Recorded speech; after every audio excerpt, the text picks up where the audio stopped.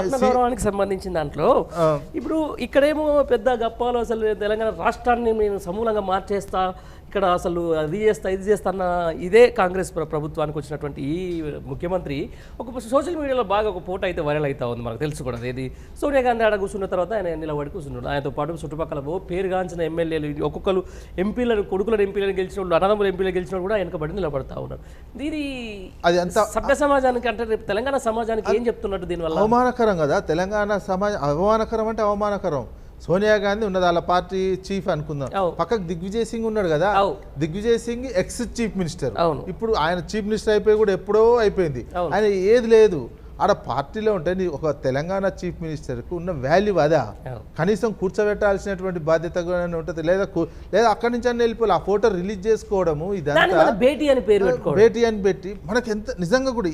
ఎందుకంటే మనం తెలంగాణ 10 ఏళ్ళే వచ్చి చేయబట్టి మనం జీర్ణించుకోలేకపోతున్నాం. వాస్తవానికి ఇట్లాంటి పరిస్థితిని మనం నిజంగా మనం జీర్ణించుకోలేకపోతున్నాం. అరే తెలంగాణ 10 ఏళ్ళకే ఇట్లా అయిపోయాయి అనేది ఒక ఆందోళన, ఒక ఆవేదన ఎట్లా అది మాత్రం కలుగుతున్నది. అరే దిగ్విజయ్ సింగ్ మధ్యప్రదేశ్లో వాళ్ళ పార్టీ ఓడించి 29 సీట్లు బీజేపీకి పోయినాయి అక్కడ మధ్యప్రదేశ్లో. అటువంటి వ్యక్తికి కూర్చోబెట్టి ఈ ఒక సీఎం నిలబెట్టడం వల్ల ఎంత అసలు తెలంగాణ ఆత్మగౌరవం ఏంది? అదే 2 జాతీయ పార్టీల్లో వస్తే, జాతీయ పార్టీ అని పేరుకి ఉన్నటువంటి వాళ్ళు వస్తే జరుగుతున్నటువంటి పరిణామం ఇది మనం కళ్ళారా చూస్తున్నాం. అరే తీర్పు 6 నెలల అసెంబ్లీ ఎన్నికలు, ఇప్పుడు నెల కూడా పార్లమెంట్ ఎలక్షన్స్ అయిపోయిన తర్వాత మన పరిస్థితి ఏంది? మన సెంట్రల్ హాల్లో కూడా, పాత పార్లమెంట్ సెంట్రల్ హాల్లో మన పాత్ర ఏందబ్బా, మన పొజిషన్ ఏడుంది? అరే ఎంత అవమానకరమైనటువంటి సిచ్యువేషన్. 10 ఏళ్ళకే ఇంత ఏనో మూలకు కూర్చోవాల్సినటువంటి పరిస్థితి ఉన్నది. మంత్రులుగా ప్రమాణ స్వీకారం చేసిన తర్వాత కూడా ఇప్పుడు ఆంధ్రాకు 3 వచ్చింది, మనకి 2 అయిపోయాయి. ఇప్పుడు పాలె విడిపోయినాక వాళ్ళ ముందు మనం ఆంధ్ర వాళ్ళ ముందు అవమానకరమైనటువంటి పరిస్థితి ఎదుర్కోవాల్సి వస్తుంది. ఆంధ్ర వాళ్ళు చక్రం తిప్పుతున్నారు, ఆంధ్ర రాజకీయ నాయకులు తెలివిగా వాళ్ళు. ఇప్పుడు ఆంధ్ర ప్రజలే తెలివి కల్లోళ్ళు అనుకోవాల్సినటువంటి పరిస్థితి ఉందా? అరే తెలివిగా వాళ్ళు 16 సీట్లు ఇస్తేనే చంద్రబాబు నాయుడు ఢిల్లీలో చక్రం తిప్పేటువంటి పరిస్థితి వచ్చే మనము అవమానపడే పరిస్థితి మనం తెచ్చుకుంటుంది. అరే ఇదే మళ్ళీ మనం ట్యాక్స్ కడతలేమంటే మనం ట్యాక్స్లు కడుతుంటాం. ఇప్పుడు అటువైపు చూసి ఇండియా కూటమిలో కూడా చక్రం తిప్పి తమిళనాడు వాళ్ళు చక్రం స్టాలిన్ కావచ్చు, ఇంకోళ్ళు కావచ్చు చక్రం తిప్పుతున్నట్టు ఇలాంటి పరిస్థితి ఉన్నది. ప్రాంతీయ పార్టీలు, ఒక ప్రాంతీయ పార్టీకి సంబంధించినటువంటి ఉద్యమాకాంక్ష ఇచ్చినటువంటి ఏ పార్టీ ఆ సీట్లు వచ్చినట్టయితే మన ఆత్మగౌరవం ఎక్కడ ఉండేది? ఢిల్లీలో మన పరిస్థితి ఏంది? మనకు రావాల్సినటువంటి అన్ని నిధులు కావచ్చు, నియామకాలు కావచ్చు, ప్లస్ విభజన హామీలు కావచ్చు, విభజన చట్టం ఇంప్లిమెంటేషన్ విషయంలో కావచ్చు, రేపు కావేరీ గోదావరి లింకుకు సంబంధించినటువంటిది కావచ్చు, కాళేశ్వరం జాతీయ హోదా కావచ్చు, పాలమూరు రంగారెడ్డి జాతీయ హోదా కావచ్చు, మెడికల్ కాలేజీలు కావచ్చు, ఇవన్నీ డిమాండ్ కాలకాడికి వచ్చే అవన్నీ అడగడం కాదు. కాలకాడికి ఆడంతలా ఇట్లా సైగ చేస్తే వచ్చేటువంటి సిచ్యువేషన్ని మనం చేజార్చుకున్నాం. ఒలకబోసుకున్నట్టే చేతిలో ఉన్న నూనెని కింద పడేసుకున్నటువంటి పరిస్థితి అయితే కనిపిస్తుంది తెలంగాణ సమాజంలో. ఈ పరిస్థితి మనకు మంచిదా చెడ్డదా అనేది తెలంగాణ బుద్ధిజీవులుగా మనం ఆలోచించుకోవాలి. తెలంగాణ ప్రజాస్వామ్యవాదులు ఒకసారి ఆలోచించుకోవాల్సినటువంటి సమయం మాత్రం ఆసన్నమైంది. అరే ఈ 6 నెలలకే ఇంత అయిపోయింది, ఇట్లా అయిపోయాయి, మన అంత పెద్ద పరువు. మనం భవిష్యత్తులో తెలంగాణ ఉండాల్సినటువంటిది ఆంధ్రప్రదేశ్ నాయకత్వం ఒక తీరుగా అయిపోయి, తెలంగాణ నాయకత్వం ఒక తీరుగా అయిపోయింది అనేది మాత్రం ఆవేదన కలిగిస్తున్నటువంటి మాట జరుగుతున్నది.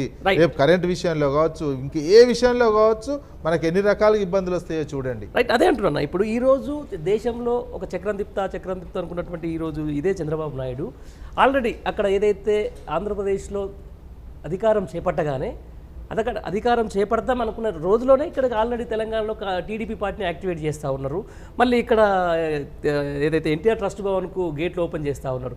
దీన్ని ఎట్లా చూడవచ్చు? నాకు వల్ల ఒకసారి తెలంగాణ అస్తిత్వం మీద దెబ్బ ఇక్కడి నుంచే పడుతున్నట్టుగా అనుకోవచ్చా? టార్గెట్ చంద్రబాబు టార్గెట్ అదే. చంద్రబాబు నాయుడుకి సంబంధించినటువంటి టార్గెట్ 2 తెలుగు రాష్ట్రాల్లో ఆధిపత్యం నాది కావాలి, అదొక ఫస్ట్ టార్గెట్. ఇవన్నీ అమరావతి డెవలప్మెంట్, ఇంకో డెవలప్మెంట్, ఇవన్నీ తర్వాత అంశం. ఆయనకు ఒక టార్గెట్, ఈ 2 రాష్ట్రాలకు నన్ను అనధికారికంగా ప్రధానమంత్రిగా చూడండి.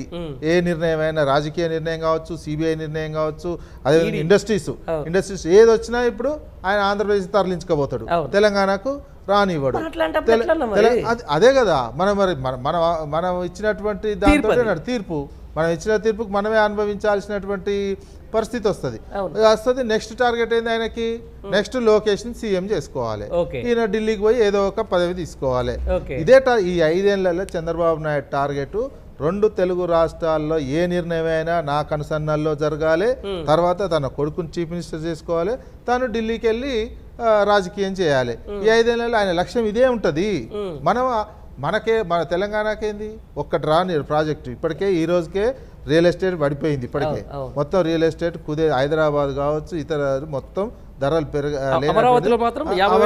అమరావతిలో పెరుగుతున్నాయి అనిపిస్తున్నారు. రేపటి నుంచి ఇంకేంది నీకు ఉత్పత్తికి సంబంధించినటువంటి ఇండస్ట్రీస్ కావచ్చు, సాఫ్ట్వేర్ ఇండస్ట్రీస్ కావచ్చు. ఢిల్లీలో ఒకటే చెప్తాను, నాకు ఈ 2 ఈసారి కొన్ని అటు పట్టుకోపోతాడు. ఇప్పుడు అదే కోరుకొని ఒక మంచి వాతావరణంలో నేను రిటైర్డ్ అయిపోయినా అనిపించుకోవడమే ఆయన టార్గెట్ ఉంటుంది. మిగతా డెవలప్మెంట్ సహసిద్ధంగా అయితే అమరావతికి పెద్ద షరతులు ఏం పెట్టాడు ఇప్పుడు చంద్రబాబు నాయుడు పెట్టే షరతులు. ఎందుకంటే ఆయనకు కూడా ఒక కేసు ఉంది కదా, ఓటుకు నోటు కేసు ఉంది. ఓటుకు నోటు కేసు మోడీ ఓటుకు నోటు కేసు ఉంది. అది ఎట్లా ట్రిగ్గర్ పెట్టి ఉన్నట్టు వాళ్ళకు తుపాకీ మోడీ ట్రిగ్గర్ నొక్కితే బుల్లెట్ దిగేటట్టు ఆ కేసు ఉన్నటువంటి సిచ్యువేషన్లో ఉన్నది. ఆ కేసును మాఫీ చేయించుకోవాలి. అప్పుడు ఇక్కడ ఎందుకంటే 2 లింక్ ఉన్నటువంటిది. అపోజిషన్గా ఉన్నటువంటి ఇండియా కూటమిలో కీలకంగా ఉన్నటువంటి కాంగ్రెస్ పార్టీ ముఖ్యమంత్రి ఓటుకు నోట్లో మన దగ్గర ఉన్నటువంటి వ్యక్తి. మరోవైపు ఎన్డీఏ మొత్తం చంద్రబాబు మీదనే ఆధారపడి నడుస్తున్నటువంటి ప్రభుత్వం. ఈ 2 దాని మధ్యలో ఈ కేసుని లేకుండా చేసుకోవాలి, కొడుకు లొకేషన్ చీఫ్ మినిస్టర్ చేసుకోవాలి, తాను అది భవిష్యత్తులో అది చేయాలి. తెలుగు రాష్ట్రాల్లో నా ఆధిపత్యమే ఉండాలి, నీళ్ళ మీద కావచ్చు, దేని మీద కావచ్చు. లేదా ఆంధ్రప్రదేశ్కి సంబంధించిన వ్యక్తిని ఎట్లా పెట్టుకుంటాడు? ఇక్కడ తెలంగాణలో నీటిపారుదల సలహాదారుగా ఆయనే మనదాకా కేసులు వేసినటువంటి వ్యక్తిని. ఈ రకమైనటువంటి వాతావరణము రాజకీయ వాతావరణము తెలంగాణకు మంచిది కాదు. తెలంగాణ అయ్యే చెడగొట్టుకున్నట్టుగా అనిపిస్తుంది ఇదంతా. మనం మళ్ళా అటువైపు 10 ఏళ్ళకే మళ్ళీ చంద్రబాబు చేతులకు వెళ్ళిపోతుంది ఇండైరెక్ట్ గా మొత్తం. మనం ఆ రకమైనటువంటి పరిస్థితి తెలంగాణకు వచ్చిందనే బాధ మాత్రం కలుగుతుంది. మన ఇక్కడ ఉన్న నాయకులు ఏం చేయలేరు. జాతీయ పార్టీ కిషన్ రెడ్డి కావచ్చు, బండి సంజయ్ కావచ్చు, ఇక్కడ ఉన్న కాంగ్రెస్ పార్టీ వాళ్ళు కావచ్చు, ఢిల్లీలో కూడా చక్రం కాంగ్రెస్ వైపు నుంచి కూడా చక్రం పెట్టేట్టుగా కనిపిస్తుంది చంద్రబాబు నాయుడు. అటో ఇటో మీరు ఎందుకంటే ఆల్రెడీ గతంలో కాంగ్రెస్తో కలిసినటువంటి చంద్రబాబు నాయుడు. లేకపోతే చంద్రబాబు నాయుడుకు కాంగ్రెస్ బీజేపీ ఏమైనా టాస్క్ ఇచ్చి రేవంత్ రెడ్డిని బీజేపీలోకి పట్టుకోబోతాడా? ఈ కేసు అంతా మా ఓటుకు నోటు కేసు లేకుండా చేయడానికి ఈ పరిణామాలన్నీ ఈ 4 ఏళ్లలో జరుగుతాయి. ఏదో ఒక పరిణామం అయితే జరగబోతుంది. ఈ రకంగా తెలంగాణ రాజకీయాలు ఒకేసారి రాజకీయంగా నేషనల్ లెవెల్లో జీరో అయిపోయినట్టు కనిపిస్తుంది. కేవలం కొంతమంది వ్యక్తులకు లాభం జరగవచ్చు, కానీ తెలంగాణ ప్రాంతానికి, తెలంగాణ సమాజానికి, చరిత్రలో తెలంగాణ గుర్తింపు రావాల్సినటువంటి సమయంలో మాత్రం, రాజకీయంగా అస్తిత్వం గుర్తింపు రావాల్సిన సమయంలో మాత్రం మనం దెబ్బపడింది. అది కిందికి జారిపోయేటువంటి పరిస్థితి ఏర్పడింది. ఒకరు కిషన్ రెడ్డి లాంటి వాళ్ళకు వ్యక్తులుగా, అదేవిధంగా రేవంత్ రెడ్డి లాంటి వాళ్ళకు, బండి సంజయ్ లాంటి వ్యక్తులుగా వాళ్ళకు పర్సనల్గా వాళ్ళకి ఇమేజ్ ఉండొచ్చు, పర్సనల్గా ఒక సెంట్రల్ మినిస్టర్గా చేసినాం అనే తృప్తి, ముఖ్యమంత్రిగా చేసినాం అనేది ఉండొచ్చు. కానీ ఓవరాల్గా తెలంగాణ ఆత్మగౌరవం కావచ్చు, అస్తిత్వం కావచ్చు, అది లేకుండా పోతుంది.